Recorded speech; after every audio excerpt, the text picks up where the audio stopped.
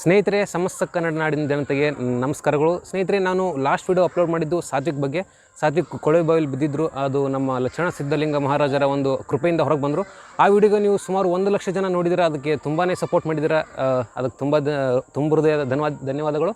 So ಸ್ನೇಹಿತರೆ, ಇವತ್ತು ನಾನು ಎಲ್ಲಿ ಕರ್ಕೊಂಡು ಬಂದಿದ್ದೆ ಅಂತ ಹೇಳಿದ್ರೆ, ನೀವು ಅದನ್ನು ಹಿಂದೂ ಧರ್ಮದಲ್ಲಾದರೂ ತೊಗೋಬೋದು, ಮುಸ್ಲಿಂ ಧರ್ಮದಲ್ಲಾದರೂ ತೊಗೋಬೋದು. ಆ ಎರಡೂ ಧರ್ಮದವ್ರಿಗೆ ಇವ್ರು ಇಷ್ಟ ಆಗ್ತಾರೆ. ನಾನು ಬಂದಿರೋವಂಥದ್ದು ಶಿರ್ಡಿ ಅಲ್ಲ, ಶಿರ್ಡಿ ಬದಲಾಗಿ ನಮ್ಮ ವಿಜಯಪುರದಲ್ಲಿರುವಂಥ ಮಿನಿ ಶಿರ್ಡಿ ಅಂತ ಹೇಳ್ಬೋದು. ಯಾಕಂದರೆ ಇಲ್ಲಿ ಶಿರ್ಡಿ ಸಾಯಿಬಾಬಾ ಅವ್ರನ್ನ ತುಂಬಾ ಆರಾಧನೆ ಮಾಡ್ತಾರೆ ಇಲ್ಲಿ. ಆಮೇಲೆ ಅಮಾವಾಸ್ಯೆ, ಆಮೇಲೆ ಒಂದು ಗುರುವಾರ ದಿನ ಬಂತು ಅಂತ ಹೇಳಿದ್ರೆ, ಶಿರ್ಡಿ ಸಾಯಿಬಾಬಾ ಅವ್ರ ವಾರ ಬಂತು ಅಂತ ಹೇಳಿದ್ರೆ ತುಂಬಾ ಆರಾಧನೆ ಮಾಡ್ತಾರೆ. ಇಲ್ಲಿ ನಿಂತ್ಕೊಳ್ಳೋಕೆ ರಶ್ ಇರೋದಿಲ್ಲ. ಸೊ ನೀವು ನೋಡ್ಬೋದು ಸ್ನೇಹಿತರೆ, ನಾನೀಗ ಯಾರ ಬಗ್ಗೆ ಮಾತಾಡೋಕೆ ಬಂದಿದ್ದೀನಿ ನಿಮ್ಗೆ ಆಲ್ರೆಡಿ ಗೊತ್ತಿದೆ. ಇವರು ಸಾಯಿಬಾಬಾ ಅವರು ನೀರಿನಲ್ಲಿ ಒಂದು ದೀಪವನ್ನು ಹಚ್ಚಿರ್ತಾರೆ. ದೀಪವನ್ನು ಹಚ್ಚಿ ತಮ್ಮ ಪವಾಡನ್ನು ತೋರಿಸಿರ್ತಾರೆ. ಕುದಿಯೋ ಅನ್ನದಲ್ಲಿ ತಮ್ಮ ಭಕ್ತರಿಗೆ ಯಾರು ಬರ್ತಿರ್ತಾರೆ, ಕುದಿಯೋ ಅನ್ನದಲ್ಲಿ ಅವ್ರ ಕೈ ಎದ್ದಿ ಅನ್ನ ಬೇಯ್ದಿದೆಯೋ ಇಲ್ವೋ ಅಂತ ನೋಡುವಂಥ ಪವಾಡ ಪುರುಷರು. ಆಮೇಲೆ ಈ ರೀತಿ ಹಲವಾರು ಪವಾಡಗಳನ್ನ ಮೆರೆದಿದ್ದಾರೆ. ನಾನು ನಿಮಗೆ ಸಾಲ ಈಗ ಒಂದೊಂದು ಹೇಳ್ಕೊತ ಹೋಗ್ತೀನಿ.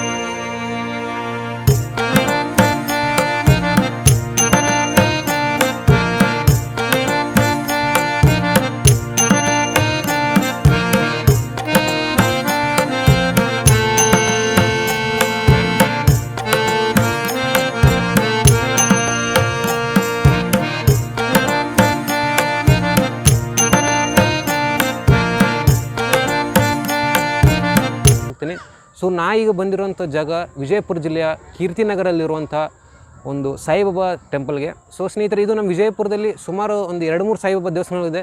ಆದರೆ ನಮ್ಮ ವಿಜಯಪುರದಲ್ಲಿ ತುಂಬ ವಿಜೃಂಭಣೆಯಿಂದ ಎಲ್ಲ ಡೆಕೋರೇಟ್ ಮಾಡಿ, ತುಂಬ ವಿಜೃಂಭಣೆಯಿಂದ ಎಲ್ಲ ಗಾರ್ಡನ್ ಏರಿಯಾ ಎಲ್ಲ ಮಾಡಿಕೊಂಡು ತುಂಬ ದೊಡ್ಡದು ಸಾಯಿಬಾಬಾ ದೇವಸ್ಥಾನ ಅಂತ ಹೇಳಿದ್ರೆ ಅದು ನಮ್ಮ ವಿಜಯಪುರದಲ್ಲಿರುವಂಥ ಕೀರ್ತಿನಗರಲ್ಲಿರೋದು. ಸೊ ಸ್ನೇಹಿತರೆ, ನಾನು ನಿಮಗೆ ಸಾಯಿಬಾಬಾನ ದರ್ಶನ ಮಾಡಿಸ್ತೀನಿ ಬನ್ನಿ, ಯಾವ ರೀತಿ ಇದೆ ಅಂತ ನಿಮ್ಗೆ ಕರ್ಕೊಂಡು ಹೋಗ್ತೀನಿ.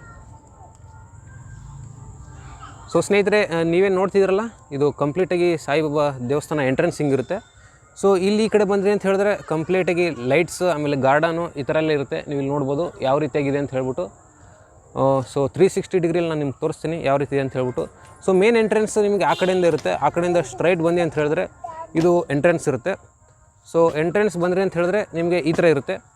ಸೊ ಸ್ನೇಹಿತರೆ, ಒಂದಾನೊಂದು ಕಾಲದಲ್ಲಿ ನಾನು ಶಿರ್ಡಿ ಸಾಯಿಬಾಬಾರ್ದು ಒಂದು ಚಿಕ್ಕ ಪವಾಡ ಹೇಳ್ತೀನಿ, ದಯವಿಟ್ಟು ಎಲ್ಲರೂ ಕೇಳಿಸ್ಕೊಳ್ಳಿ. ಆವಾಗಿನ ಕಾಲದಲ್ಲಿ ಸುಮಾರು ಕೊಲೆರಾ ಅಂತೇಳಿ ನೀವು ಕೇಳಿರ್ಬೋದು, ಕಾಲ್ರೆ ಅಂಥೇಳಿ ಆ ಒಂದು ಡಿಸೀಸ್, ಆ ಒಂದು ರೋಗ ತುಂಬಾ ಹೀನಾಯವಾಗಿ ಜನರನ್ನ ತಲುಪ್ತಾ ಇರುತ್ತೆ. ಅಂದರೆ ಅದಕ್ಕೆ ಔಷಧಿಯನ್ನು ಕಂಡು ಹಿಡಿದಿರಲ್ಲ. ಆಗಿನ ಕಾಲದಲ್ಲಿ ಸುತ್ತಮುತ್ತ ಇರೋ ಹಳ್ಳಿಗಳು ರೋಗಿಗಳೇನರ ಬಿದ್ದರು ಅಂತ ಅಂದರೆ ಆ ರೋಗಕ್ಕೆ ತುತ್ತಾದರೆ ಅವರು ಅಲ್ಲೇ ಬೀಳ್ತಿದ್ರು. ಆಮೇಲೆ ಅವರೆಲ್ಲ ಊರಿಂದ ಹೊರಗಡೆ ಇಟ್ಬಿಡ್ತಿದ್ರು. ಸೊ ಹೀಗಿರ್ಬೇಕಾದ್ರೆ ಶಿರ್ಡಿ ಸಾಯಿಬಾಬಾ ಗ್ರಾಮಸ್ಥರು ಬಾಬಾ ಅವರು ಕೇಳ್ಕೊತಾರೆ, ಬಾಬಾ ನಮ್ಮ ಈ ಕೊಲೆರಾ ಅನ್ನೋ ರೋಗದಿಂದ ಮುಕ್ತಿ ಮಾಡಿರಿ, ನಮಗೆ ಅದರಿಂದ ತುಂಬಾ ಭಯ ಭೀತಿ ಆಗಿದ್ದೀವಿ. ಸೊ ಅದರಿಂದ ನಾವು ನಮ್ಮನ್ನು ಹೇಗಾದರೂ ಕಾಪಾಡಿ ಅಂತ ಹೇಳಿದ ತಕ್ಷಣ ಶಿರ್ಡಿ ಸಾಯಿಬಾಬಾ ಅವರು ಅವರೇ ಗೋಧಿ ಇರುತ್ತಲ್ಲ, ಗೋಧಿ ಹಿಟ್ಟನ್ನು ಬೀಸಿ, ಗೋಧಿ ಹಿಟ್ಟನ್ನು ಎಲ್ಲ ಗ್ರಾಮಸ್ಥರು ಕೊಟ್ಟು ಇದನ್ನು ನಿಮ್ಮ ಊರು ಸುತ್ತಮುತ್ತ ಎಲ್ಲ ಹಾಕೊಳ್ಳಿ, ಅಂದರೆ ಒಂಥರ ಸರೌಂಡಿಂಗಾಗಿ 360 ಡಿಗ್ರಿ ಸರ್ಕಂಫರೆನ್ಸಲ್ಲಿ ಹಾಕೊಳ್ಳಿ ಅಂತ ಹೇಳಿದಾಗ ಸಾಯಿಬಾಬಾರು ಹೇಳಿದ ರೀತಿಯಲ್ಲಿ ಗ್ರಾಮಸ್ಥರು ಆ ರೀತಿ ಮಾಡಿದಾಗ, ಸೊ ಸ್ನೇಹಿತರೆ, ಎಲ್ಲೆಲ್ಲಿ ಗೋಧಿ ಹಿಟ್ಟು ಸಿಂಪಡಿಸಿರ್ತಾರಲ್ಲ ಆ ಒಂದು ಶಿರ್ಡಿ ಆ ಗ್ರಾಮ ಪೂರ್ತಿ ಒಂದು ಕೊಲೆರಾ ಕೇಸ್ ಇರೋದಿಲ್ಲ. ಸೊ ಸ್ನೇಹಿತರೆ, ಈ ಒಂದು ಪವಾಡ ನಾವು ಸಾಯಿಬಾಬಾವ್ರು ತುಂಬಾ ಅಂತ ಹೇಳ್ಬೋದು. ಸೊ ನಾವು ಎಲ್ಲ ಕಡೆ ನೋಡಿರ್ತೀವಿ ಶಿರ್ಡಿ ಸಾಯಿಬಾಬಾವ್ರದ್ದು ದೇವಸ್ಥಾನಕ್ಕೆ ಹೋದ್ವಿ ಅಂತ ಹೇಳಿದ್ರೆ ಒಂದು ಅಡುಗೆ ಮಾಡ್ತಿರೋ ಪಾತ್ರೆ, ಆಮೇಲೆ ಅವರು ಅದರಲ್ಲಿ ಕೈ ಎದ್ದಿರೋ ರೀತಿ ಇರುತ್ತೆ. ಅದೇನಪ್ಪ ಅಂತ ಹೇಳಿದ್ರೆ, ಅವರು ಶಿರ್ಡಿ ಸಾಯಿಬಾಬಾವರು ಈ ದೇವರ ರೂಪ ಯಾವಾಗ ತಾಳಿದ್ರು, ಅಂದರೆ ದೇವರು ಅನ್ನೋ ಶಿರ್ಡಿ ಸಾಯಿಬಾಬಾವರು ದೇವರು ಅಂತ ಜನರು ಯಾವಾಗ ನಂಬಕ್ಕೆ ಸ್ಟಾರ್ಟ್ ಆದರೂ ಆವಾಗ ಶಿರಡಿ ಸಾಯಿಬಾಬಾ ಅವ್ರಿಗೆ ನೋಡೋಕ್ಕೆ ಎಷ್ಟೊಂದು ಜನ ಸುಮಾರು ಜನ ಭಕ್ತರು ಬರ್ತಾ ಇರ್ತಾರೆ. ಆ ಬಂದ ಭಕ್ತರಿಗೆಲ್ಲ ಅನ್ನದಾಸೋ ಅಂದರೆ ಅನ್ನಪ್ರಸಾದನ ನೀಡ್ತಿರ್ತಾರೆ. ಸೊ ಈ ಅನ್ನಪ್ರಸಾದ ನೀಡುವಂಥ ಸಮಯದಲ್ಲಿ ಅನ್ನ ಅಂದರೆ ಅಡುಗೆ ಆಗಿದೆಯೋ ಇಲ್ವೋ ಅಂತ ನೋಡೋಕ್ಕೆ ಸ್ವತಃ ಸಾಯಿಬಾಬಾ ಅವರೇ ಒಂದು ಅಡುಗೆ ಮಾಡೋ ಪಾತ್ರೆಯಲ್ಲಿ ಕೈಯನ್ನು ಎದ್ದಿ ನೋಡ್ತಿದ್ರಂತೆ. ಸೊ ಇದರಲ್ಲೇ ನೀವು ತಿಳ್ಕೊಬೋದು ಈ ಒಂದು ಶಿರಡಿ ಸಾಯಿಬಾಬಾ ಅವ್ರದ್ದು ಪವಾಡ ಎಷ್ಟಿದೆ ಅಂತ ಹೇಳ್ಬಿಟ್ಟು. ಸೊ ಇವಾಗ ನಾನು ಬಂದು ಕೀರ್ತಿನಗರಲಿಂದ ವಿಜಯಪುರದಲ್ಲಿ ನಾನು ನಿಮಗೆ ಶಿರಡಿ ಸಾಯಿಬಾಬಾವ್ರ ದರ್ಶನ ಮಾಡಿಸ್ತೀನಿ. ಸೊ ಬನ್ನಿ ಮುಂದೆ ಹೋಗೋಣ. ಸೊ ನೀವು ಇಲ್ಲಿ ನೋಡ್ಬೋದು ಓಂ ಸಾಯಿ ಶ್ರೀ ಶಿರಡಿ ಸಾಯಿಬಾಬಾ ದೇವಸ್ಥಾನ ಕೀರ್ತಿನಗರ ವಿಜಯಪುರ ಅಂತಿದೆ. ಇದು ಬಂದು ಸ್ಥಾಪನೆಯಾಗಿ 1995ರಲ್ಲಿ ಸ್ಥಾಪನೆಯಾಗಿದೆ. ನಾನು ನಿಮಗೆ ಒಳಗೆ ಕರ್ಕೊಂಡು ಹೋಗ್ತೀನಿ ಬರ್ರಿ. ಸೊ ಸ್ನೇಹಿತರೆ ನೀವೀಗ ನೋಡ್ಬೋದು, ನಾನು ನಿಮಗೆ ಒಳಗಡೆ ಅವ್ರು ಕ್ಯಾಮ್ರಾ ಅಲೋ ಇಲ್ಲ ಅಂತ ಹೇಳ್ತಿದ್ದಾರೆ. ಯಾಕಂದರೆ ಸುಮ್ಮನೆ ಯಾಕಂತ ಹೇಳ್ಬಿಟ್ಟು ವಿಡಿಯೋಗ್ರಫಿ ಮತ್ತು ಕ್ಯಾಮ್ರಾ ಅಲೋ ಇಲ್ಲ ಅಂತ ಹೇಳ್ತಿದ್ದಾರೆ. ಸೊ ನಾನು ಇಲ್ಲಿಂದನೇ ನಿಮಗೆ ಶಿರಡಿ ಸಾಯಿಬಾಬಾವ್ರ ದರ್ಶನ ಮಾಡ್ತೀನಿ. ನೀವು ಇಲ್ಲಿಂದನೇ ನೋಡ್ಬೋದು, ಎಂಟ್ರೆನ್ಸ್ ಇದು. ಸೊ ಸ್ನೇಹಿತರೆ ನೀವು ನೋಡ್ಬೋದು ರಾಯರು ಅಂದರೆ ಶಿರಡಿ ಸಾಯಿಬಾಬಾವರು ಯಾವ ರೀತಿ ಇದೆ ಅಂತ ಹೇಳ್ಬಿಟ್ಟು ಇಲ್ಲಿಂದನೇ ದರ್ಶನ ಮಾಡ್ಕೊಳ್ಳಿ. ಇದು ತುಂಬ ಜನಕ್ಕೆ ಗೊತ್ತಿರುತ್ತೆ, ಆದರೂ ತೋರಿಸ್ತಿದ್ದೀನಿ. ಸೊ ಶಿರಡಿ ಸಾಯಿಬಾಬಾವರು ಎಲ್ಲರಿಗೂ ನಿಮಗೆ ದರ್ಶನ ಕೊಟ್ಟು ಎಲ್ಲರ ನಿಮ್ಮ ಇಷ್ಟಾರ್ಥಗಳನ್ನ ಈಡೇರಿಸಲಿ ಅಂತ ನಾನು ಬೇಡ್ಕೊತೀನಿ. ಸೊ ಸ್ನೇಹಿತರೆ ನಿಮಗೆ ಇನ್ನೊಂದು ವಿಚಾರ ಹೇಳಬೇಕು.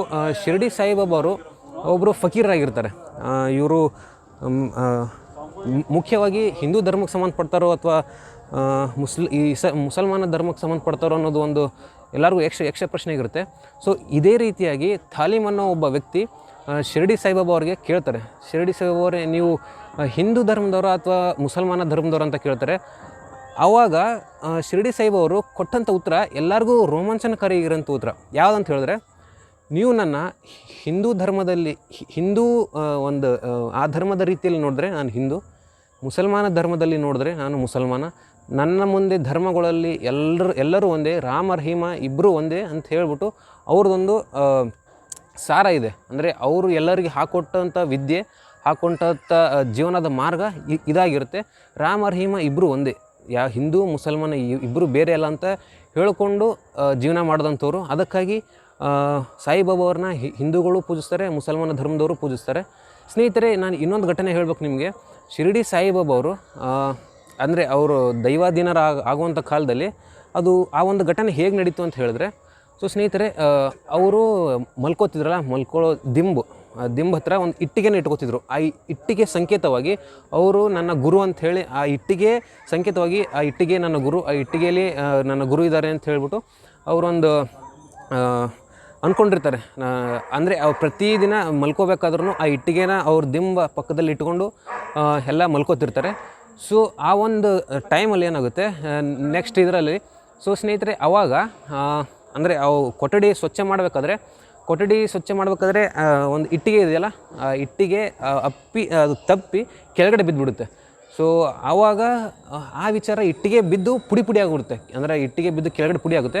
ಈ ಒಂದು ವಿಚಾರ ಸಾಯಿಬಾಬಾವ್ರಿಗೆ ಗೊತ್ತಾಗ್ಬಿಡುತ್ತೆ. ಸೊ ಈ ಇಟ್ಟಿಗೆ ಪುಡಿ ಆಯ್ತಲ್ಲ, ನನ್ನ ಗುರು, ನಾನು ಇಷ್ಟು ದಿನ ಆರಾಧನೆ ಮಾಡ್ತಿದ್ದ ಗುರುವನ್ನೇ ನಾನು ಕಳ್ಕೊಂಬಿಟ್ಟೆ. ಆಮೇಲೆ ಈ ಒಂದು ಚಿಕ್ಕ ವಿಚಾರ ಸ್ನೇಹಿತರೆ ನಮಗೆ ಚಿಕ್ಕ ಅನಿಸ್ಬೋದು, ಆದರೆ ಅದು ಸಾಯಿಬಾಬಾ ಅವ್ರಿಗೆ ತುಂಬಾ ಪರಿಣಾಮ ಬೀರಿರುತ್ತೆ. ಯಾಕಂತ ಹೇಳಿದ್ರೆ ಅವ್ರು ಇಷ್ಟು ದಿನ ಪೂಜೆ ಮಾಡ್ಕೊಂಬಂತಿದ್ದಂಥ ಗುರುಗಳನ್ನ ಅವರು ಕಳ್ಕೊಂಡಾಗ ಒಂದು ಆ ಇಟ್ಟಿಗೆ ಸಂಕೇತವಾಗಿ ಗುರುಗಳನ್ನ ಮಾಡ್ಕೊಂಡಿರ್ತಾರೆ ಅವರು. ಆ ಇಟ್ಟಿಗೆ ಬಿದ್ದು ಪುಡಿ ಆದಾಗ ಇನ್ನು ನನ್ನ ಗುರುಗಳೇ ಇಲ್ಲ, ನಾ ಈ ಜೀವನದಲ್ಲಿ ಇದ್ದು ಏನು ಪ್ರಯೋಜನ ಅಂತ ಹೇಳ್ಬಿಟ್ಟು ಆ ಟೈಮಲ್ಲಿ ಅವ್ರಿಗೆ ಸಣ್ಣದಾಗಿ ಹಂತವಾಗಿ ಅವ್ರ ಹೃದಯ ಬಡಿತ ಎಲ್ಲ ಕಮ್ಮಿ ಆಗ್ತಾ ಬರುತ್ತೆ.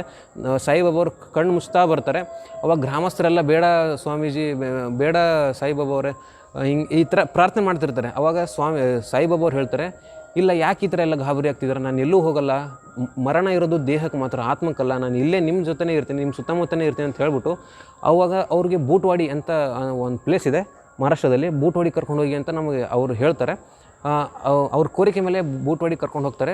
ಸೊ ಇವರು ದೈವಾಧೀನರಾದಮೇಲೆ ಶಿಲ್ಪಿನ ಕರೆಸ್ತಾರೆ. ಅಂದರೆ ಸಾಯಿಬಾಬಾರನ್ನ ಮೂರ್ತಿನ ಕೆತ್ತನೆ ಮಾಡೋದಕ್ಕೆ ಶಿಲ್ಪಿನ ಕರೆಸ್ತಾರೆ. ಆ ಶಿಲ್ಪಿನ ಕರೆಸಂಥ ಟೈಮಲ್ಲಿ ಆ ಶಿಲ್ಪಿ ಎಷ್ಟು ಅವನು ಬುದ್ಧಿಯೆಲ್ಲ ಯೂಸ್ ಮಾಡಿಕೊಂಡ್ರು ಆ ಒಂದು ಶಿಲೆ ಅಂದರೆ ಆ ಕಲ್ಲಿನಲ್ಲಿ ಸಾಯಿಬಾಬಾರ ಮೂರ್ತಿ ಬರ್ತಿರಲ್ಲ. ಹೀಗಿರ್ಬೇಕಾದ್ರೆ ಆ ಒಂದು ರಾತ್ರಿ ಸಾಯಿಬಾಬಾರ ಅದೇನು ಶಿಲ್ಪಿ ಇರ್ತಾನಲ್ಲ, ಶಿಲ್ಪಿಯವ್ರ ಕನಸಲ್ಲಿ ಸಾಯಿಬಾಬಾ ಬರ್ತಾರೆ. ಸಾಯಿಬಾಬಾರು ಬಂದು ಶಿಲ್ಪಿ ನೋಡ್ಕೋ, ಇದೇ ನಾನು ಕರೆಕ್ಟವಾಗಿರೋಂಥ ಚಿತ್ರ, ನಾನು ಮತ್ತೆ ಮತ್ತೆ ಬರೋಕ್ಕೆ ಹೋಗಲ್ಲ, ಇದೊಂದು ಸತಿ ನೀನು ಕರೆಕ್ಟಾಗಿ ನೋಡ್ಕೊಂಬಿಡು ಅಂತ ಹೇಳಿದಾಗ ಆ ವ್ಯಕ್ತಿ ಅಲ್ಲಿ ಕರೆಕ್ಟಾಗಿ ಅದು ಏನು ನೋಡ್ಕೊಂಡಿರ್ತಾನೆ ಅದನ್ನೇ ಬಂದು ಮೂರ್ತಿಯಾಗಿ ಕೆತ್ತನೆ ಮಾಡ್ತಾನೆ. ನಾವೀಗೇನು ಶಿರ್ಡಿಯಲ್ಲಿ ನೋಡ್ತೀವಿ ಸಾಯಿಬಾಬಾವ್ರ ಮೂರ್ತಿ, ಅದು ಶಿಲ್ಪಿಯ ಕನಸಿನಲ್ಲಿ ಬಂದಂಥ ಶಿರ್ಡಿ ಸಾಯಿಬಾಬಾವರೇ ಪ್ರತ್ಯಕ್ಷವಾಗಿ ಕೊಟ್ಟಂಥದ್ದು. ಸೊ ಸ್ನೇಹಿತರೆ, ಈ ಒಂದು ಎಲ್ಲ ಒಂದು ನೋಡೋದಾದರೆ ಸಾಯಿಬಾಬಾವರು ನಮಗೆ ಯಾವ ರೀತಿ ಕಾಣಿಸ್ತಾರಪ್ಪ ಅಂತ ಹೇಳಿದ್ರೆ, ನಮಗೆ ಯಾವ ರೀತಿ ಒಂದು ವಿಚಾರವಾಗಿ ಅವರು ಮಾಹಿತಿನ ಕೊಡ್ತಾರೆ ಅಂತ ಹೇಳಿದ್ರೆ, ಜಾತಿ ಧರ್ಮ ಭೇದ ಯಾವುದೂ ಇಲ್ಲ, ನಾವು ನೋಡೋ ದೃಷ್ಟಿ ಮೇಲೆ ಇರುತ್ತೆ. ನಾನು ಆ ಧರ್ಮಕ್ಕೆ ಸೀಮಿತ ಪಟ್ಟವನಲ್ಲ, ಈ ಧರ್ಮಕ್ಕೆ ಸೀಮಿತ ಪಟ್ಟವನಲ್ಲ, ಮನುಷ್ಯ ಜಾತಿ ಒಂದೇ, ಅದನ್ನು ನಾನು ಯಾರಿಗೂ ಭೇದ ಭಾವ ಮಾಡಲ್ಲ ಅಂಥೇಳಿ ಅವರು ಹೇಳ್ತಾರೆ. ಸೊ ಅದಕ್ಕಾಗಿ ರಾಮ ರಹೀಮ ಇಬ್ಬರು ಒಂದೇ, ಯಾವುದು ಜಾತಿ ಭೇದ ಅಂತೆಲ್ಲ ಅನ್ನೋ ಒಂದು ಸಂದೇಶವನ್ನು ಈ ಒಂದು ಸಮಾಜಕ್ಕೆ ಅವರು ಕೊಟ್ಟು ಹೋಗಿದ್ದಾರೆ. ಅವರೊಂದು ಸಮಾಜಕ್ಕೆ ಕೊಟ್ಟಂಥ ಈ ಒಂದು ಸಂದೇಶದ ಮುಖಾಂತರನೇ ನಾವೆಲ್ಲ ಜೀವನ ಮಾಡಬೇಕಾಗುತ್ತೆ. ಸೊ ಸ್ನೇಹಿತರೆ, ಈ ಪವಾಡ ಶಿರ್ಡಿ ಸಾಯಿಬಾಬಾವ್ರ ಪವಾಡ ನಾವು ಹೇಳ್ಕೊತ ಹೋದರೆ ದಿನಗಳ ಸಾಲಲ್ಲ, ಆಮೇಲೆ ಪುಸ್ತಕದಲ್ಲಿ ಪುಟಗಳು ಸಹಿತ ಸಾಲಲ್ಲ.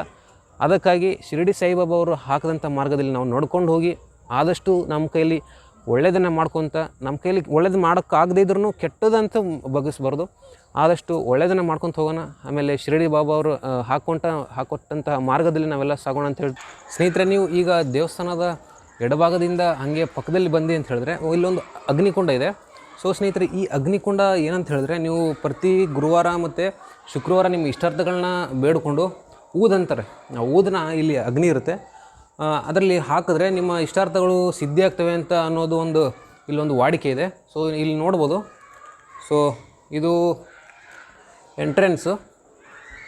ಸೊ ಇದು ಎಂಟ್ರೆನ್ಸ್ ಈ ಕಡೆ ಬಂದ್ರಿ ಅಂತ ಹೇಳಿದ್ರೆ, ಸೊ ಇಲ್ಲಿ ಏನು ನೀವು ಡೋರ್ ನೋಡ್ತಿದ್ದೀರಲ್ಲ, ಈ ಡೋರು ಅಲ್ಲಿ ಅಗ್ನಿ ಕುಂಡ ಇದೆ ಒಳಗಡೆ, ನೀವು ನೋಡ್ಬೋದು. ಅಲ್ಲಿ ರೆಡ್ ಕಲರ್ ಇದೆ. ಸೊ ನೀವೇನು ಅಲ್ಲಿ ನೋಡ್ತಿದ್ದೀರಲ್ಲ, ಅದು ಅಗ್ನಿಕುಂಡ. ನೀವು ಅಲ್ಲಿ ಊದನ ಹಾಕಿದ್ರಿ ಅಂತ ಹೇಳಿದ್ರೆ ನಿಮ್ಮ ಸಕಲ ಇಷ್ಟಾರ್ಥಗಳೆಲ್ಲ ಸಿದ್ಧಿ ಆಗ್ತವೆ ಅನ್ನೋದು ಈ ಜನರ ಒಂದು ನಂಬಿಕೆ. ಸೊ ಅದೇ ರೀತಿ ಇಲ್ಲಿ ಜನರು ಪ್ರತಿ ಶುಕ್ರವಾರ ಮತ್ತು ಗುರುವಾರ ಬಂದು ಅವ್ರಿಗೆ ಏನು ಇಷ್ಟಾರ್ಥಗಳಿರುತ್ತೆ ಅದನ್ನೆಲ್ಲ ಈಡೇರಿಸ್ಕೊಳ್ಳೋಕ್ಕೆ ಇಲ್ಲಿ ಬಂದು ಭಕ್ತಿಪೂರ್ವಕವಾಗಿ ಅವರ ಆಸೆ ಆಮೇಲೆ ಇಷ್ಟಾರ್ಥಗಳನ್ನ ಬಾಬಾರ ಮುಂದೆ ಇಟ್ಟು ಆ ಒಂದು ಜಾಗದಲ್ಲಿ ಊದನ ಹಾಕ್ತಾರೆ. ಹಾಕ್ತಂಥ ಕ್ಷಣದ ಟೈಮಲ್ಲಿ ಅವರ ಒಂದು ಕಾರ್ಯ ಎಲ್ಲ ಸಿದ್ಧಿ ಆಗುತ್ತೆ ಅನ್ನೋ ಒಂದು ನಂಬಿಕೆ ಕೂಡ ಈ ಜಾಗದಲ್ಲಿರುವಂಥದ್ದು. ಸೊ ನೀವು ಈ ಕಡೆ ನೋಡಿದ್ರಿ ಅಂದರೆ ನಾನು ಇದನ್ನೆಲ್ಲ ಈ ಸ್ಥಳದ ಎಡಭಾಗದಲ್ಲಿ ನೀವು ನೋಡಿದ್ರಿ ಅಂತ ಹೇಳಿದ್ರೆ ಒಂದು ನವಗ್ರಹ ಅಂತ ಇರಬೇಕು. ಇದು ನವಗ್ರಹ ಇದೆ. ಇಲ್ಲಿ ಕೂಡ ಅವರು ಪೂಜೆಯನ್ನು ಮಾಡಿದ್ದಾರೆ, ನೀವು ಇಲ್ಲಿ ನೋಡ್ಬೋದು. ಸೊ ಈ ಒಂದು ಭಾಗದಿಂದ ನಾನು ತೋರಿಸ್ತೀನಿ. ಇಲ್ಲಿ ಒಂದು ತುಳಸಿ ಕಟ್ಟೆ ಇದೆ. ತುಳಸಿ ಕಟ್ಟೆ ಆದಮೇಲೆ ಇಲ್ಲಿ ನವಗ್ರಹಗಳದ್ದು ಇದ್ರ ಕೂಡ ಮಾಡಿದ್ದಾರೆ. ಸೊ ಸ್ನೇಹಿತರೆ, ಅಲ್ಲೊಂದು ನೀವು ನೋಡ್ತೀರಲ್ಲ, ಅಲ್ಲಿ ನಾಗರದ ಕಲ್ಲು ಕೂಡ ಒಂದಿದೆ. ಸೊ ನಾನು ನಿಮಗೆ ಆ ಕಡೆಯಿಂದ ಬಂದು ತೋರಿಸೋ ಪ್ರಯತ್ನ ಮಾಡ್ತೀನಿ. ಸೊ ಸ್ನೇಹಿತರೆ, ದೇವಸ್ಥಾನ ನಾನು ಹೇಳ್ದಂಗೆ ದೇವಸ್ಥಾನ ಎಡಭಾಗದಲ್ಲಿ ಬಂದ್ರಿ ಅಂತ ಹೇಳಿದ್ರೆ, ಸೊ ಇಲ್ಲಿ ನಾಗರ ಕಲ್ಲು ಕೂಡ ಇದೆ. ನಾಗರ ಕಲ್ಲು ಅದ್ರ ಪಕ್ಕದಲ್ಲಿ ನವಗ್ರಹಗಳ ಮೂರ್ತಿ ಕೂಡ ಇದೆ. ನಾನು ನಿಮಗೆ ಒಂದೊಂದಾಗಿ ತೋರಿಸಿ ಹೋಗ್ತೀನಿ. ಸೊ ನೀವು ನೋಡ್ಬೋದು, ವಿಜಯಪುರದಲ್ಲಿ ನಾನು ನೋಡಿರೋ ಹಾಗೆ ಸಾಯಿಬಾಬಾ ದೇವಸ್ಥಾನ ಇದೆ. ತುಂಬ ಬೃಹದಾಕಾರದಲ್ಲಿ ಕಟ್ಟಿದ್ದಾರೆ. ಅಲ್ಲೋ ಅಂದರೆ ಓಣಿ ಅಂದರೆ ನಾವೇನು ಹೇಳ್ತೀವಲ್ಲ ಏರಿಯಾದಲ್ಲಿ, ಆ ಏರಿಯಾದಲ್ಲಿ ನೋಡಿದ್ವಿ. ಆದರೆ ಇದರಷ್ಟು ಒಂದು ಗೋಪುರ ಎಲ್ಲ ಮಾಡಿ ಈ ಥರ ಅರೇಂಜ್ಮೆಂಟ್ ಎಲ್ಲ ಮಾಡಿರೋದು ನಾನು ಇದೇ ಫಸ್ಟ್ ನೋಡ್ತಾ ಇರೋದು. ಹಾಗೆ ಇದೇ ಒಂದು ದೊಡ್ಡದು ಕೂಡ. ಇಲ್ಲಿ ನೀವು ನೋಡ್ತಿರಲ್ಲ, ಇದು ನವಗ್ರಹ ಮೂರ್ತಿನೂ ಯಾರ ಕೈಯಿಂದ ಮುಟ್ಟಬಾರ್ದು ಅಂತ ಹೇಳಿದ್ದಾರೆ. ಸೊ ಇಲ್ಲೇ ದೂರಿಂದ ನೋಡ್ಬೋದು. ಸೊ ಯಾವ ರೀತಿ ಅಂತ ಹೇಳ್ಬೋದು. ನೆಕ್ಸ್ಟ್ ಇಲ್ಲಿ ನೀವೇನು ನೋಡ್ತಿದ್ದೀರಲ್ಲ, ಇದು ನವಗ್ರಹ ಕಲ್ಲು ಕೂಡ ನೋಡಿ. ಇಲ್ಲಿ ಯಾವ ರೀತಿ ಒಂದು ಡಿಸೈನ್ ಲೈಟಿಂಗ್ ಕೂಡ ಮಾಡಿದ್ದಾರೆ. ಸೊ ಇದು ಸಂಪೂರ್ಣವಾಗಿ ರಿಬ್ಬನ್ ಕಟ್ಟಿ ಯಾರು ಟಚ್ ಮಾಡಬಾರ್ದು ಅಂತ ಹೇಳಿದ್ದಾರೆ. ಸೊ ಇಷ್ಟು ನವಗ್ರಹ ಆಗಿರುತ್ತೆ. ಆಮೇಲೆ ಈ ಕಡೆ ನೀವು ನೋಡಿ ಅಂತ ಹೇಳಿದ್ರೆ, ಇದು ತುಳಸಿ ಕಟ್ಟೆ ಕೂಡ ಮಾಡಿದ್ದಾರೆ. ಅದನ್ನು ಪಾಟಿಂದ ತೆಗೆದು ಅಲ್ಲಿ ಇಡಬೇಕಾಗುತ್ತೆ. ಅವರಿನ್ನ ಪಾಟಲ್ಲಿ ಅದನ್ನು ಬಿಚ್ಚಿಟ್ಟಿಲ್ಲ. ಸೊ ಸ್ನೇಹಿತರೆ, ನೀವೇನು ನೋಡಿದ್ರಲ್ಲ ಇಲ್ಲಿವರೆಗೂ, ಸೊ ಇದು ಅಗ್ನಿಕುಂಡ. ನಾನು ತೋರಿಸಿದ್ನಲ್ಲ, ಇದು ಅಗ್ನಿಕುಂಡ. ನಾನು ಹೇಳಿರೋ ಹಾಗೆ ಗುರುವಾರ ಮತ್ತು ಶುಕ್ರವಾರ ನಿಮ್ಮ ಇಷ್ಟಾರ್ಥಗಳನ್ನ ಈಡೇರಿಸ್ಕೊಳ್ಳೋಕ್ಕೆ ಅಲ್ಲಿ ಒಂದು ಧೂಪದ ರೀತಿಯಲ್ಲಿ ಸಮರ್ಪಣೆ ಮಾಡಿದೆ ಅಂತ ಹೇಳಿದ್ರೆ ನಿಮ್ಮ ಇಷ್ಟಾರ್ಥಗಳನ್ನ ಈಡೇರುತ್ತೆ ಅನ್ನೋ ಈ ಜನರ ನಂಬಿಕೆ. ಸೊ ನಿಮ್ಮ ಇಷ್ಟಾರ್ಥಗಳನ್ನೆಲ್ಲ ಸಾಯಿಬಾಬಾ ಪೂರ್ಣ ಮಾಡಲಿ ಅಂತ ಆಶಿಸ್ತಾ, ಸೊ ಈ ವಿಡಿಯೋ ನಿಮಗೆ ತುಂಬ ಇಷ್ಟ ಆಗುತ್ತೆ ಅಂತ ಅಂದ್ಕೊಂಡಿದ್ದೀನಿ. ಸ್ನೇಹಿತರೆ, ನನಗೇನಾರು ನೀವು ಸಪೋರ್ಟ್ ಮಾಡ್ಬೇಕಂತ ಸ್ವಲ್ಪನಾದರೂ ಅನಿಸಿದರೆ ನನ್ನ ವೀಡಿಯೋಗೆ ಒಂದು ಲೈಕ್ ಕೊಟ್ಟು ಒಂದು ಸಬ್ಸ್ಕ್ರೈಬ್ ಅಂತ ಚಿಕ್ಕ ಬಟನ್ ಇರುತ್ತೆ ಪಕ್ಕದಲ್ಲಿ, ಸಬ್ಸ್ಕ್ರೈಬ್ ಮಾಡ್ಕೊಳ್ಳಿ. ನೀವು ಸಬ್ಸ್ಕ್ರೈಬ್ ಮಾಡೋದ್ರಿಂದ ನನಗೆ ಇನ್ನೂ ಸ್ವಲ್ಪ ಮೋಟಿವೇಶನ್ ಸಿಕ್ಕಂಗಾಗುತ್ತೆ. ನಾನು ಆದಷ್ಟು ನನ್ನ ಕಾಲೇಜ್ ಡೇಸಲ್ಲಿ ನಾನು ಕಾಲೇಜ್ ಬ್ಯುಸಿ ಶೆಡ್ಯೂಲ್ ಇದೆ, ಅದರಲ್ಲೂ ನಾನು ಬೆಳಗ್ಗೆ ಎಲ್ಲ ಮಧ್ಯಾಹ್ನ ಕಾಲೇಜ್ ಮುಗಿಸ್ಕೊಂಡು ಸಂಜೆ ನೈಟ್ ಅಲ್ಲೇ ನಮ್ಮ ಅಕ್ಕಪಕ್ಕದಲ್ಲಿ ಏನಿದೆ ಒಂದು ಸ್ಥಳ ನೋಡುವಂಥ ಸ್ಥಳ ಏನಿದೆ ಅಲ್ಲಿ ಬಂದು ನಾನು ನಿಮಗೆಲ್ಲ ತೋರಿಸೋಂಥ ಪ್ರಯತ್ನ ಮಾಡ್ತೀನಿ. ಸೊ ನೀವೊಂದು ಸಬ್ಸ್ಕ್ರೈಬ್ ಮಾಡ್ಕೊಳ್ಳೋ ಒಂದು ಮುಖಾಂತರ ನನಗೊಂದು ಸಪೋರ್ಟ್ ಮಾಡ್ಬೋದು, ಅಷ್ಟೇ ಸಾಕು. ನಾನು ಅಷ್ಟೇ ಜಾಸ್ತಿ ಏನು ಕೇಳೋದಿಲ್ಲ. ಸೊ ಸ್ನೇಹಿತರೆ, ಮುಂದಿನ ವೀಡಿಯೋದಲ್ಲಿ ಇದೇ ರೀತಿಯಾಗಿ ನಾನು ಹೊಸ ಕಂಟೆಂಟ್ ತೊಗೊಂಡು ನಿಮ್ಮ ಮುಂದೆ ಬರೋ ಪ್ರಯತ್ನ ಮಾಡ್ತೀನಿ. ಅಲ್ಲಿವರೆಗೂ ಜೈ ಹಿಂದ್, ಜೈ ಕರ್ನಾಟಕ, ಜೈ ಶ್ರೀರಾಮ್.